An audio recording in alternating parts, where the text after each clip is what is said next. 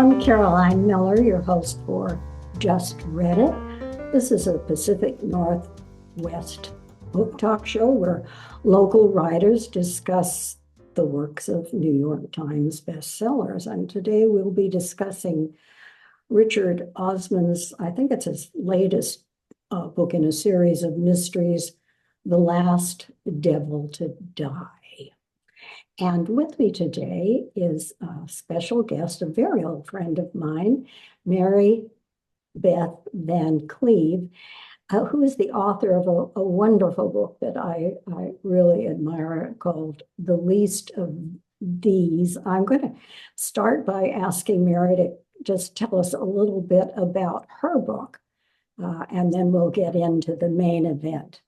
Mary, tell our audience a little bit about The Least of These. You were a principal of a school, and it was in a poor, financially strapped community. And some of these stories, I think, may have evolved from your experiences with that school. Am I right? Yes, you're absolutely right. The book is about a year in the life of the school. It grew out of my coming to that school, being completely unprepared to be there. And for a long time, I simply sat and took notes about what was going on around me. And the book grew out of those notes. The story is fictionalized, but the circumstances of the students in the school and their teachers are very much true to the experience that I had while I was at that school. There's a little bit in my reading of it. It was a little bit of an odyssey, a little bit of a battleground, a little bit of a heartbreaker, wasn't it? I think all of that is true. And what was your reason for writing the book? What did you want your audience to come away with? That's a very good question, Caroline. I was exhausted by all the test scores and other kind of hard data that would come out talking about my school and other schools. And I said to myself, this isn't what people need to know. They need to know the stories of the life of the school. And so I was writing that book in protest against the kind of dry data that drives so much of the way we compare schools. Well, I personally, I've interviewed you about this book on another venue, a radio talk show, and the book has stuck with me all these times since we've last talked, because the stories, I want to say to our readers, really poignant. And I thought, having been a teacher myself, it was an excellent insight into the belly of poverty and a neglected community, because it probably was poor and the parents didn't know how to advocate. Mary, before we turn to our book, just one final question. Because the book really was quite honest, and you were a teacher with a school district, which will remain unnamed, but how did the administration, your bosses, react to this book? Oh, I got absolutely no response from the powers that be. It was as if the book didn't exist. Well, we're doing our best to make that book exist again, because sadly, the situation doesn't seem to change for the better, does it? Would you agree with that, or am I just old and prunish? No, I can't think that anything has changed. And you don't want to get me started talking about issues that I really care about, like literacy, early learning. No, don't get me started. We'll Well, never be true, able to true, talk true. about the other book. With two school teachers and we could go on, and our audience has come to, but I highly recommend the book. I really, really do. But we've come here to discuss what may be Richard Osman's serial book. He's written 5, possibly 6, but I think this is the 5th in the series. And I'm guessing, since he killed off some important characters, that may be the last I read. He's going to maybe start a new series of a pair of detectives between a father and a daughter. But in the meantime, The Last Devil to Die is a cast of characters, about 5 of them, who live in a retirement center, and they while away their time by solving murders and mysteries. And some of them in the series are cold, and they find the villain. The one today, in today's book, is a live murder, a warm murder, if you will say. The 5 characters of the book are Elizabeth Best, who was a spy before retirement, her husband Stephen, who has some form of dementia, Joy Meadowcroft, who is a retired nurse, Ron Ritchie, who was a former union organizer, and Mary and I have a history about that too, but that too is another story. And then Ibrahim Arf, I think, who is a psychiatrist. And in the past, they have been investigating cold cases, but today's newest book is a live murder, if you will. Elizabeth and her husband, Stephen, had a dear friend who dealt in antiques who gets murdered.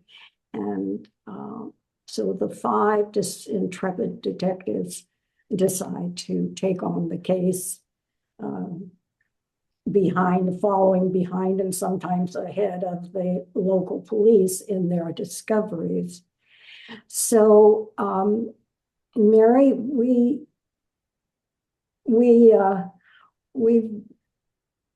Mary and I have worked together several years ago. We've taken on some challenges of our own. So I wonder what you thought about the book. It's a light mystery, but it certainly has a pace.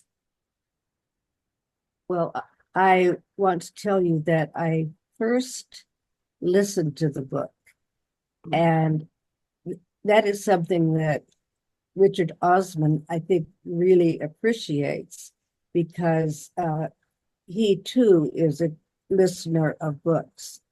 But it certainly wasn't enough for me. Then I picked up the paperback copy and I began reading. I found some chuckles because the retirees are living in a community much like the one I live in, and there were certainly similarities. But the book is not as lighthearted as one might think.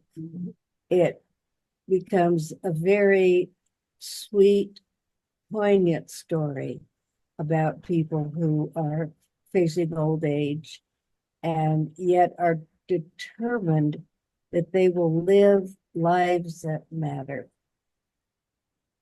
I think I absolutely agree with you. It appears to be lighthearted, but he picks up some very serious themes. One of which is, how does one give meaning to the end of life? What do you do with all this time to justify the space you're taking up? So I agree with you, Mary. But before we go into these deeper overshadows, what did you think about the characters? Did you have a favorite? Joyce always gives me, the nurse gives me a chuckle. Did you gravitate to any one of them more than another? Well, it certainly is Joyce's narrative. Mhm. The story about Stephen and Elizabeth is one that really grabs you.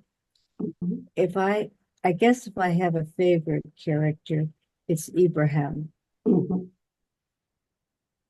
Why? He finally was able to tell his story, and that story had been locked inside of him for almost his whole life. And that is the nature of close friendships and a lot of empty time. So that even at the exalted age, I don't know, I didn't count their ages at 70 or 80, there is still learning to do. Would you say, Mary? Yes, I would absolutely agree with that. And as one ages, I believe that one begins to let go of one's secrets. Mhm. And Abraham had been holding that for all these many years. And he finally found someone to whom he could tell the story. Because we need a listener as much as anything in order to tell our deepest stories. Well, I chose this book. I reviewed one of this Osmond's earlier books in the series, and I thought it was too complex, too rococo, and I was not particularly favorable. It was not just lighthearted. I thought it was kind of chaotic. But I went on reading the series, and like you, I sensed deeper shadows in this book. So I wanted to come back to Osmond as to make amends, that there was something to this book. And I don't know about you, Mary, but I find as I age, there is a tendency to caricature elderly people. And sometimes I thought in his earlier books, it bordered on that. Let's talk about some of these darker tones or more serious tones. What pulled me over, of course, is the relationship that we saw exposed between Elizabeth and her husband, Stephen, who is now reaching advanced dementia. And they're at some kind of turning point or resolution point. You want to talk a little bit about how you felt about that relationship? That relationship was as if two people who were very used to standing on their own suddenly had to rely on each other. And together they made the very difficult decision that with Stephen's dementia evolving and continuing, Stephen did not want to live that kind of life. And Elizabeth came to understand that. And so together they made the decision that he would end his life. And Elizabeth knew that by agreeing to help Stephen end his life, that she was going to perhaps be in legal jeopardy, perhaps even have to go to prison. And so Elizabeth, being the kind of what do you call them? The CIA, but their CIA has a different name. So she did everything she could to alleviate that fear. And that left them free to have the peace they needed so that Stephen could die in her arms. I hope you haven't spoiled that. I hope that haven't spoiled that for anyone who hasn't read the book, but I would say don't be dissuaded if you know in advance what happens, because Mary, you're a very fine writer, and I thought this twist in the novel was so surprising in what is usually a lighthearted romp that it really took my breath away. I wonder, I wonder if you'd talk a little bit about the quality of writing and how he exposed this horrible dilemma of love, of when to let go. I was so moved. How did you feel about that? Her depiction, or his depiction? As the book drew on, the writing became more beautiful, more human, more poignant, and spoke to me on a very emotional level. As I began the book, I felt pretty lighthearted and ready to just go along with whatever the story was bringing. But then as it drew toward its end, I think the quality and the nature of the writing really changed, so that it became much more serious, much more heartfelt, and in a way more real. All of the characters and their dilemmas affected me in a much different way than I was being affected early on. You know, in one of my other interviews with a writer, he had decided to write a mystery romp.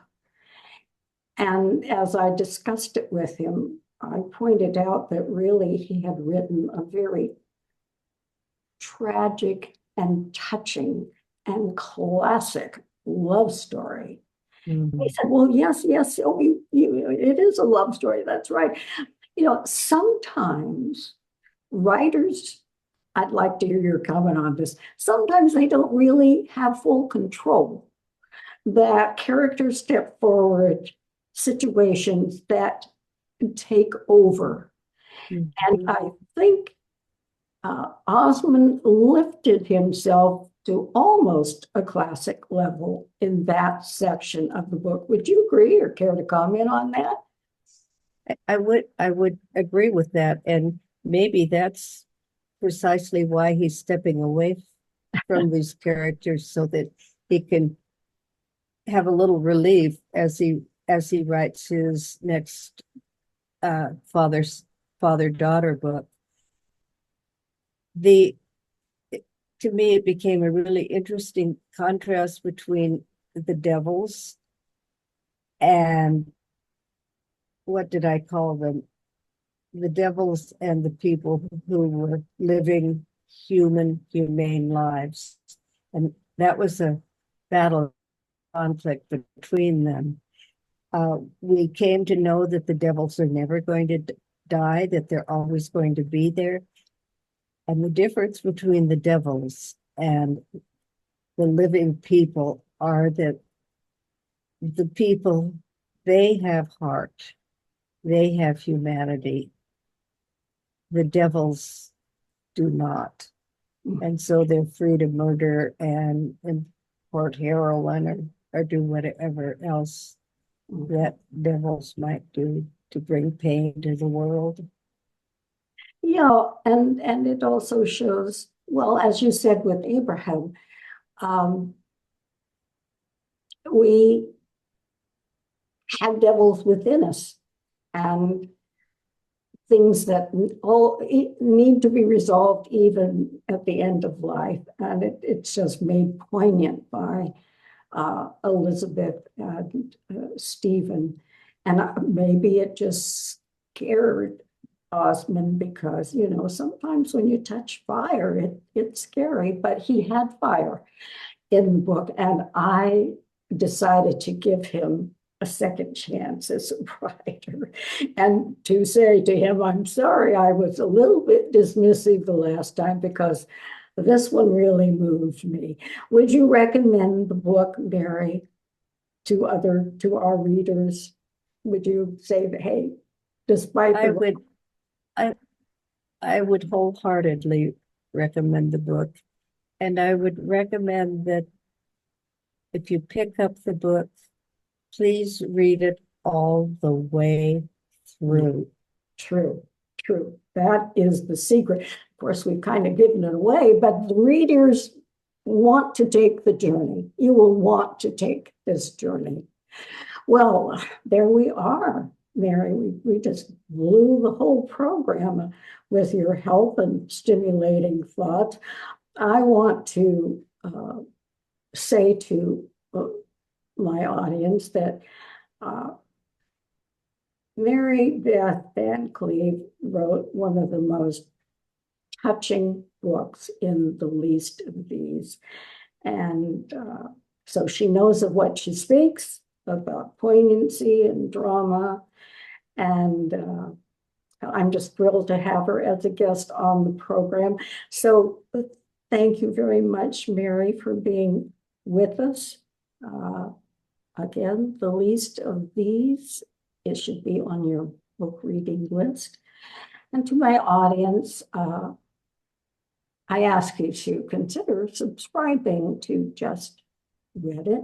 We don't sell advertising. We don't sell your names. It's just that we don't appear very often. And we're an experience you don't want to miss. So thank you very much, Mary, for being my guest today. I do appreciate your company. It takes us back many, many years, and it's lovely to have this time with you. Until next time, this is Caroline Miller for Just Read It. See you next time.